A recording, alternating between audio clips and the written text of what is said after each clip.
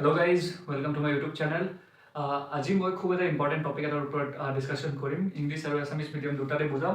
ট্ৰিগোনোমেট্ৰি যোনটো আগন্তুক HSLC যোনটো পৰীক্ষা আহি আছে তাত খুবেই ইম্পৰ্টেণ্ট চেপ্টাৰ আৰু বহুতৰে এইটো চেপ্টাৰৰ প্ৰব্লেম থাকে, কিন্তু মই ভাবোঁ যে বহুত ইজি চেপ্টাৰ হয়। চ' আমি দুটা মিডিয়ামতে ডিছকাছ কৰিম। চ' প্ৰথমতে আমি এইটো জানো যে ট্ৰিগোনোমেট্ৰি মানে কি হয় আৰু ট্ৰিগোনোমেট্ৰিত আমি কি পঢ়িম। চ' সেইটো লৈ এতিয়া আমি ডিছকাশ্যন কৰিম। চ' যেতিয়া আমি ট্ৰিগোনোমেট্ৰি পঢ়িব যাওঁ, তো ট্ৰিগোনোমেট্ৰিৰ মিনিংটো কি হয় সেইটো আমি জানা বহুত উচিত। চ' ট্ৰিগোনোমেট্ৰি আমি এটা ৰাইট এংগেল ট্ৰাইংগেল যদি লওঁ, চ' ইয়াত কিমান কৰিছে 90 ডিগ্ৰী কৰিছে। ৰাইট এংগেল ট্ৰাইংগেল বা সমকোণী ত্ৰিভুজ এটা যদি লওঁ, তেতিয়াহ'লে ইয়াত এই ট্ৰাইংগেলক যদি আমি ABC নাম দিওঁ, তেতিয়াহ'লে AC, AB, BC এইবোৰ কি হ'ব? ট্ৰাইংগেলৰ সাইডস হ'ব বা বাহু। ঠিক আছে, আৰু ট্ৰাইংগেল বা ত্ৰিভুজ এটাত কি থাকে? সাইডস থাকে বা বাহু থাকে, তলত কি থাকে? কোণ থাকে। চ' কোণবোৰ হ'ব এইটো এটা কোণ, এইটো এটা কোণ, এইটো এটা কোণ। চ' এই সাইডস বা এই বাহু বা এই কোণ বা এই এংগেল এইকেইটাৰ মাজত যে আমি সম্পৰ্কটো যে আমি পঢ়িম, সেইটোকে কয় ট্ৰিগোনোমেট্ৰি বুলি। চ' সেই সম্পৰ্কটো বা সেই ৰিলেশ্যনশ্বিপটো সাইডস আৰু এংগেলৰ মাজত বা বাহু আৰু কোণৰ মাজত আমি কেনেকৈ উলিয়াম সেইটোৰ বিষয়ে আমি পঢ়িম। আৰু তাৰে কাৰণে আমি জানিব লাগিব ট্ৰিগোনোমেট্ৰিক ৰেচিঅ' বা ট্ৰিগোনোমেট্ৰিক অনুপাত বুলি কোৱা হয়। ট্ৰিগোনোমেট্ৰিক ৰেচিঅ' বা ট্ৰিগোনোমেট্ৰিক অনুপাতবিলাক যদি আমি মনত ৰাখিব খোজোঁ, তেতিয়াহ'লে তাৰে কাৰণে তাৰে আগত আমি এইটো জানিব লাগিব যে ট্ৰিগোনোমেট্ৰিক ৰেচিঅ' কেইটা আছে আৰু ট্ৰিগোনোমেট্ৰিক অনুপাত কেইটা আছে। চ' ট্ৰিগোনোমেট্ৰিক ৰেচিঅ' কি হয়? প্ৰথমটো হৈছে সাইন থিটা, ছেকেণ্ডটো হৈছে কস থিটা, তাৰপিছত আছে টেন থিটা, তাৰপিছত আছে কট থিটা, তাৰপিছত আছে কচেক থিটা, আৰু লাষ্টত আছে সেক থিটা। চ' এইকেইটা হৈছে আমাৰ ট্ৰিগোনোমেট্ৰিক অনুপাত। চ' এই ট্ৰিগোনোমেট্ৰিক অনুপাত কেইটা আমি ক'ত ইউজ কৰিম? চ' ট্ৰিগোনোমেট্ৰিক ৰেচিঅ'বিলাক আমি ক'ত ইউজ কৰিম? কেনেকৈ আমি ত্ৰিভুজ এটাৰ লগত বা ট্ৰাইংগেল এটাৰ লগত ট্ৰাইংগেলৰ মাপবিলাক বা এই ত্ৰিভুজটোৰ মেজাৰবিলাক আমি কেনেকৈ ওলাম, চ' সেই ফৰ্মুলাবিলাক আমি জানিব লাগিব। আৰু সেই ফৰ্মুলাবিলাক মনত ৰাখিবৰ কাৰণে আমি কেইটামান বস্তু জানিব লাগিব, যোনটো মই এতিয়া ক'ম। ট্ৰিগোনোমেট্ৰি আৰু ট্ৰিগোনোমেট্ৰিক ৰেচিঅ' আমি সদায় ৰাইট এংগেল ট্ৰাইংগেল বা আমি কওঁ সমকোণী ত্ৰিভুজৰ কাৰণে আমি ব্যৱহাৰ কৰোঁ। চ' এটা ৰাইট এংগেল ট্ৰাইংগেল আমি যেতিয়া আঁকো, তেতিয়াহ'লে এইটো ইয়াত 90 ডিগ্ৰী কৰে। এই ট্ৰাইংগেলটোৰ নাম যদি মই ABC দিওঁ, তেতিয়াহ'লে ইয়াৰ যোনবোৰ বাহু আছে বা ইয়াৰ যোনবোৰ সাইডস আছে, এই সাইডসবিলাকৰ কিছুমান নাম আছে যোনটো আমি জানা উচিত।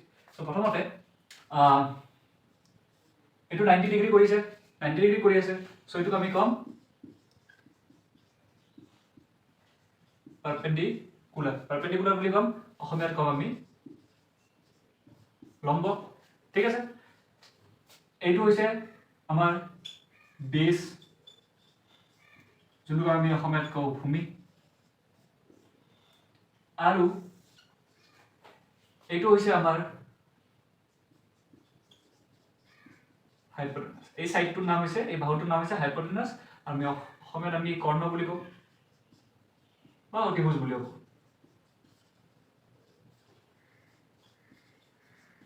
ঠিক আছে, এই তিনিটা বাহু বা এই তিনিটা সাইডৰ নাম, প্ৰথম সাইডটোৰ নাম যোনটো সাইডে 90 ডিগ্ৰী কৰিছে সেইটো হৈছে পাৰপেণ্ডিকুলাৰ মানে লম্ব। তাৰপিছত য'ত বেছ আছে সেইটোক আমি কি বুলি কওঁ? ভূমি বুলি কওঁ। তাৰপিছত 90 ডিগ্ৰীৰ যোনটো অপজিট সাইড আছে বা অপজিট বাহু যোনটো হৈছে, সেইটো সদায় কি হ'ব? হাইপোটেনাছ হ'ব, বা আমি অসমীয়াত কওঁ কৰ্ণ বা অতিভুজ। ঠিক আছে, সদায় মনত ৰাখিবা 90 ডিগ্ৰীৰ যোনটো অপজিট সাইড সেইটো হৈছে হাইপোটেনাছ বা সেইটো হৈছে কৰ্ণ। এতিয়া এই পাৰপেণ্ডিকুলাৰটোক আমি স্মল p লিখিব পাৰোঁ, সৰু হাতৰ p। সেনেকৈ হাইপোটেনাছক আমি স্মল h লিখিব পাৰোঁ, আৰু বেছটোক আমি স্মল b লিখিব পাৰোঁ। চ' আমি এইখিনি বস্তু মনত ৰাখিব লাগিব যে কোনটো বস্তু কি বুলি কয়। চ' এইটো প্ৰথম বস্তু যোনটো আমি মনত ৰাখিব লাগিব যে ৰাইট এংগেল ট্ৰাইংগেলৰ ক্ষেত্ৰত হয়, সমকোণী ত্ৰিভুজৰ ক্ষেত্ৰত হয়, তিনিটা বাহু আছে, এই তিনিটা বাহুৰ নাম কি? পাৰপেণ্ডিকুলাৰ, হাইপোটেনাছ, বেছ। অসমীয়াত হয় লম্ব, কৰ্ণ, অতিভুজ, ভূমি। আৰু পাৰপেণ্ডিকুলাৰক আমি p বুলি কওঁ, হাইপোটেনাছক h বুলি কওঁ, বেছক আমি b বুলি কওঁ। চ' এইটো আমি মনত ৰাখিব লাগিব। চ' আমি এতিয়া এই ট্ৰিগোনোমেট্ৰিক ৰেচিঅ' বা ট্ৰিগোনোমেট্ৰিক অনুপাতখিনি যে আমি চালোঁ, বা কোনটো কি সাইডক কি বুলি কয়, কোনটো বাহুক কি বুলি কয়, সেইখিনি যে আমি জানিলোঁ, সেইটো আমি কেনেকৈ ব্যৱহাৰ কৰিম তাকে আমি বুজোঁ। চ' এতিয়া ইয়াত চাওঁ যে ঠিক আছে, এইটো 90 ডিগ্ৰী, এটো হৈছে আমাৰ পাৰপেন্ডিকুলাৰ বা লম্ব, এটো হাইপোটেনাস বা অতিভুজ বা কৰ্ণ, এটো বেস বা আমি ভূমি বুলি কওঁ। ইয়াত 90 ডিগ্ৰী হৈ আছে আৰু এই থিতাটো ইয়াত 90 ডিগ্ৰীতকৈ কম এটা কোণ হৈ আছে। এইটো যদি আমি চাব যাওঁ তে এইটো 90 ডিগ্ৰীতকৈ কম এটা কোণ হৈ আছে। সাপোজ ACB এংগেলটো যদি আমি ACB টো এনেকৈও লিখো, আমাৰ একো ভুল নাই, তে এইটো এই এংগেলটো 90 ডিগ্ৰীতকৈ কম হৈ আছে। যদি 90 ডিগ্ৰীতকৈ কম হয় তেতিয়াহ'লে আমি জানো যে এইটো কি এংগেল হয়, একিউট বুলি কয়, একিউট এংগেল বা অসমীয়াত কওঁ আমি সূক্ষ্ম কোণ। আমি কি কওঁ, একিউট এংগেল বুলি কওঁ আৰু সূক্ষ্ম কোণ বুলি কওঁ। সো এটা আমি জানিব লাগিব যে ইয়াত কি এংগেল হৈ আছে, ইয়াত কি কোণ আমাৰ সৃষ্টি হৈ আছে। সো এইখিনি আমি জানিব লাগিব। তাৰপিছত এতিয়া ট্ৰিগনোমেট্ৰিক অনুপাতবোৰ যে আছে তাৰে ফৰ্মুলাবোৰ কি হয় আমি এইটো মনত ৰাখিব লাগিব। তেতিয়াহ'লে আমি 8.1 যোনটো এক্সাৰসাইজ আছে তোমালোকৰ ক্লাছ 10 ৰ এনচিইআৰটি বুকত, সেই 8.1 এতিয়া আমি কৰিব পাৰিম। সো এতিয়া আমি sin থিটা মানে কি আমি লিখিম। সদায় sin থিটা মানে কি হয়, এই যোনটো একিউট এংগেল হৈছে তাৰে অপজিটত কোনটো বাহু আছে, তাৰে অপজিটত তোমাৰ পাৰপেন্ডিকুলাৰ আছে বা লম্ব আছে, তো সেইটো আমি ওপৰত লিখিম।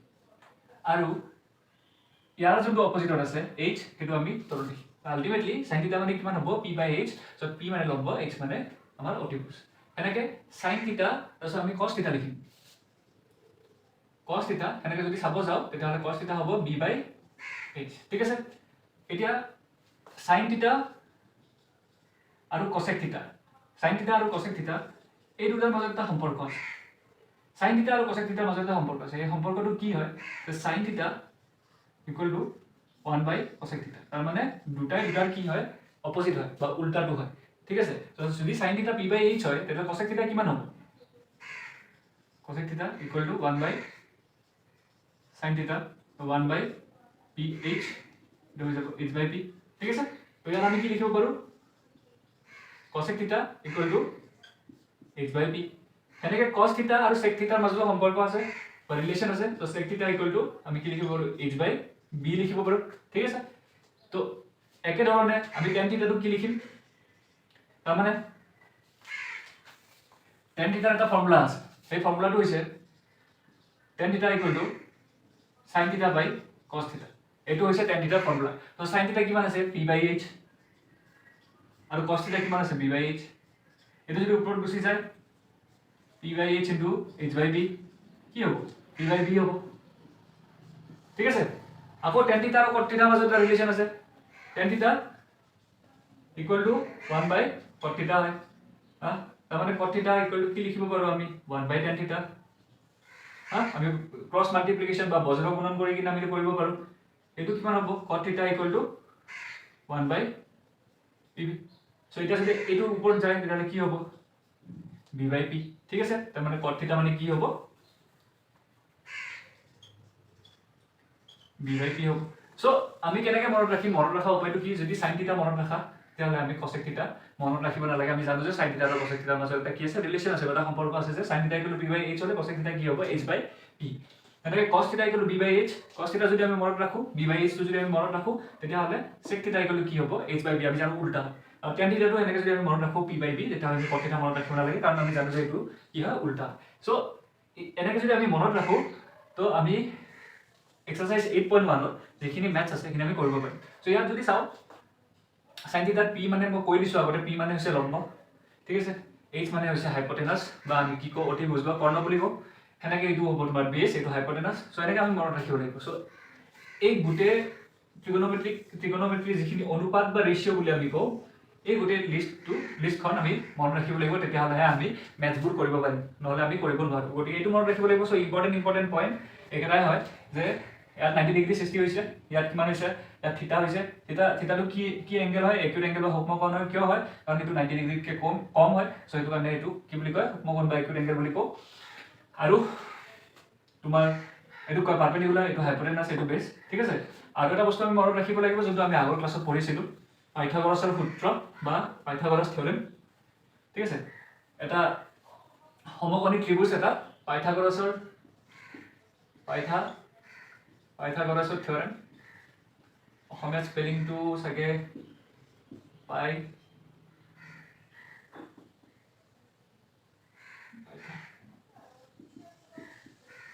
স্পেলিংটো ভুল হ'ব পাৰে পাইথাগোৰাছৰ সূত্ৰ ইমান মনত নাই মোৰ বা যি নহওক কিয় পাইথাগোৰাছৰ সূত্ৰটো কি হয় যোনটো আমাৰ অতিভুজ থাকে মানে হাইপোটেনাছ যোনটো আছে সেইটো স্কয়াৰ ইকুৱেল টু লম্ব স্কয়াৰ প্লাস ভূমি স্কয়াৰ যোনটো পাৰপেন্ডিকুলাৰ স্কয়াৰ প্লাস বেস ঠিক আছে এই ফৰ্মুলাটো আমি পুৰা ভালকে মনত ৰাখিব লাগিব যোনটো হয় পাইথাগোৰাছৰ সূত্ৰটো আমি মনত ৰাখিব লাগিব নহলে আমি বাকিবোৰ মেথছ আমি কৰিব নোৱাৰিম পাইথাগোৰাছৰ সূত্ৰ প্লাস আমি কি মনত ৰাখিব লাগিব sin θ equal to p/h cos θ equal to h/p cos θ equal to b/h sec θ equal to h/b আৰু cot θ tan θ equal to p/b cot θ equal to b/b গতিকে আমি এই ট্ৰিগোনোমেট্ৰিক ৰেশিও বা ট্ৰিগোনোমেট্ৰিক অনুপাতখিনি আমি মনত ৰাখিব লাগিব তাৰ লগতে আমি মনত ৰাখিব লাগিব কি পাইথাগোৰাছৰ সূত্ৰটো আমি জানিব লাগিব তাৰপিছত আমি এক্সাৰসাইজ 8.1 আমি স্টাৰ্ট কৰিব পাৰিম ঠিক আছে